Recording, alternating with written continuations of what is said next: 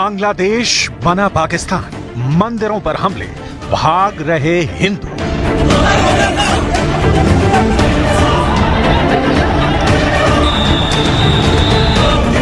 ये 3 तस्वीरें बांग्लादेश की हैं, जहां मंदिरों पर हमले हो रहे हैं, हिंदुओं के घरों को तोड़ा जा रहा है, हिंदुओं को भागने के लिए मजबूर किया जा रहा है। ये आज का बांग्लादेश है, जहां हिंदुओं और अल्पसंख्यकों के लिए बांग्लादेश आज पाकिस्तान बन चुका है। जब से 84 साल के मोहम्मद यूनुस ने बांग्लादेश की सत्ता संभाली है, तब से बांग्लादेश में जमाते इस्लामी और कट्टरपंथियों ने चुन चुन कर हमले शुरू कर दिए हैं। हिंदू मंदिरों की संस्था इस्कॉन को बांग्लादेश में बैन करने की मांगे हो रही हैं। हम आपको दिखाने जा रहे हैं कि जिस बांग्लादेश को भारत ने पाकिस्तान की नरसंहार करने वाली फौज से बचाया है, वो बांग्लादेश आज हिंदुओं के खून का प्यासा हो चुका है। बांग्लादेश में तख्ता पलट के बाद हिंदुओं पर हमले होने का सिलसिला बदस्तूर जारी है। बांग्लादेश में अब हिंदुओं के मंदिरों को भी निशाना बनाया जा रहा है। भारत समेत दुनिया भर में बांग्लादेश में हिंदुओं पर हो रहे हमलों को लेकर नाराजगी तेजी से बढ़ती जा रही है। वहीं दूसरी तरफ ताजे हालात को देखते हुए साफ कहा जा सकता है कि बांग्लादेश के मोहम्मद यूनुस सरकार बांग्लादेश के कट्टरपंथी और जमातियों के सामने सरेंडर कर चुकी है। अब जो खबरें आ रही हैं, वो हिंदुओं और अल्पसंख्यकों के लिए बेहद खतरनाक मानी जा रही हैं। जिहादियों का तांडव, हिंदू विरोधी बांग्लादेश सरकार।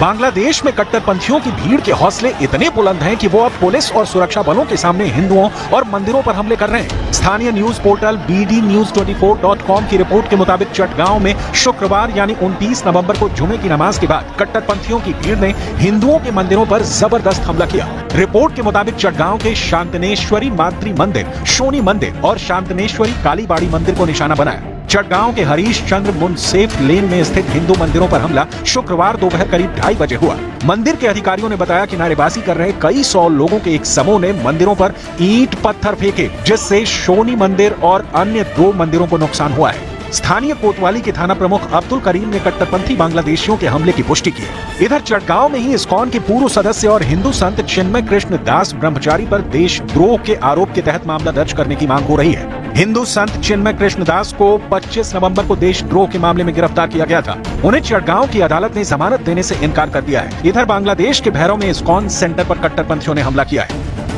ISKCON has decided that when nothing works, prayers work. So all over the world, in our over 850 big temples and thousands of other small centers, this coming Sunday, that is tomorrow, 1st December 2024, crowds of worldwide ISKCON devotees will reach temple closest to them and pray and chant for the safety of Bangladeshi Hindus and other minorities.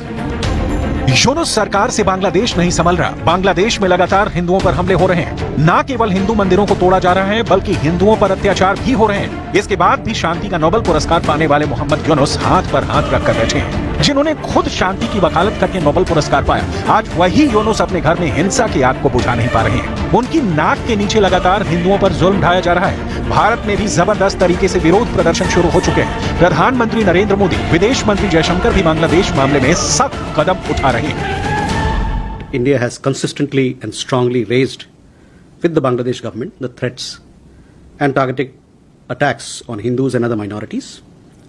Our position on the matter is very clear. The interim government must live up to its responsibility of protecting all minorities. We are concerned at the surge of extremist rhetoric, increasing incidents of violence and provocation. हिंदुओं और अल्पसंख्यकों के खिलाफ जमाते इस्लामी और कट्टरपंथियों के सबसे बड़े प्रदर्शन राजधानी ढाका और चटगांव में हो रहे हैं। बांग्लादेश के कट्टरपंथी अब इस्कॉन को हिंदू उग्रवादी संगठन और कट्टरपंथी और राष्ट्र विरोधी समूह बताते हुए प्रतिबंध लगाने की मांग कर रहे हैं। हिंदुओं के खिलाफ जिहादी और जमातियों की इस रैली में कट्टरपंथी संगठन हिफाजते इस्लाम, खिलाफत मजलिस और इस्लामिक आंदोलन सहित कई कट्टरपंथी संगठन और बांग्लादेश की राजनीतिक पार्टियों ने हिस्सा लिया है। बांग्लादेश के अधिकारियों ने एक हिंदू नेता और इस्कॉन से जुड़े 16 सदस्यों के बैंक खातों को 30 दिन के लिए फ्रीज करने का आदेश दिया है।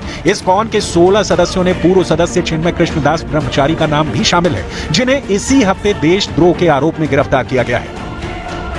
तुरंत बांग्लादेश का जो एम्बेसी का आदमी है उसको बुला के अच्छा तरीके से सबक सिखा देना चाहिए। एक भी बांग्लादेशी को जितना टाइम तक भारत का झंडा को इतना गलत तरीके से अपमान करते हुए जो पिक्चर आया उसके ऊपर माफी ना मांगे और एंटी इंडिया, हमारी नेशनलिज्म, हमारी नेशनल फ्लैग के ऊपर जो अपमान हो रहा है वंदना, जितना टाइम तक होए उतना टाइम तक मैं एक भी पेशेंट को नहीं देखूंगा। जिस तरह से दुर्दशा वहाँ पे साधुओं की, संतों की हो रही है, ये हमारे लिए बहुत ही चिंताजनक है।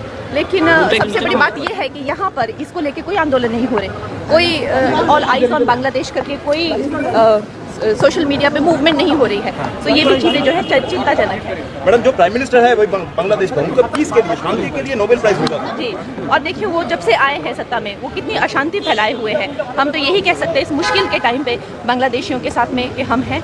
आपको मालूम है कि ये तो बांग्लादेश की इंटरनल अफेयर माना जाता है, मतलब हमारी देश जो सॉवरेन देश है, अगर कोई हमारे देश के अंदर जो कुछ चल रहा है उसके बारे में टिप्पणी करने लगे तो हम बोलेंगे माइंड योर ओन बिजनेस। तो इसी बेसिस पे हम क्या बताएंगे बांग्लादेश को? हम चिंतित रहेंगे, हम बात करेंगे उनसे, हम बताएंगे कि क्या क्या करनी चाहिए। मेरे ख्याल में उनके जो हाईकोर्ट का जो अभी डिटर्मिनेशन है कि ये इस्कॉन की बैन का आइडिया बिल्कुल बुरा है, उसको आगे नहीं ले जाना है, ये सब अच्छी बात है। अभी ये हम चाहते हैं कि सारे माइनॉरिटीज को जो उनके देश के अंदर डेमोक्रेटिक राइट्स मिलनी चाहिए कि वो सब उनको मिले। बांग्लादेश से लेकर भारत तक हिंदू मंदिर और हिंदुओं पर हो रही हिंसा को लेकर जबरदस्त गुस्सा दिख रहा है। कोलकाता में भी इस्कॉन मंदिर के संत चिन्मय कृष्ण दास की गिरफ्तारी के विरोध में जमकर प्रदर्शन हुए। इस प्रदर्शन पर कोलकाता पुलिस ने जमकर लाठीचार्ज किया। इधर बांग्लादेश सरकार के प्रमुख मोहम्मद यूनुस हिंदुओं के खिलाफ चल रहे बवाल को लेकर चुप्पी साधे बैठे हैं। इधर भारत में मौजूद बांग्लादेश की पूर्व प्रधानमंत्री शेख हसीना ने हिंदू हिंसा पर चुप्पी तोड़ी है। हिंदू संत चिन्मय कृष्ण दास की गिरफ्तारी को गलत बताया है। शेख हसीना ने देश की जनता से आतंकवाद और उग्रवाद के खिलाफ खड़े होने की अपील करते हुए चिन्मय कृष्ण दास की गिरफ्तारी का विरोध किया है। पूर्व प्रधानमंत्री ने कहा है कि चिन्मय दास को जल्द से जल्द रिहा करना चाहिए। बांग्लादेश की पूर्व प्रधानमंत्री शेख हसीना ने कहा कि सनातन धार्मिक समुदाय के एक शीर्ष नेता को अन्यायपूर्ण तरीके से गिरफ्तार किया गया है। उन्होंने चिन्मय दास को तुरंत रिहा करने की मांग की है। इसके अलावा पूर्व शेख हसीना सरकार के विदेश मंत्री हसन महमूद ने यूनुस सरकार के फैसलों पर सवाल उठाते हुए कहा कि बांग्लादेश में हिंदुओं की स्थिति खतरनाक है।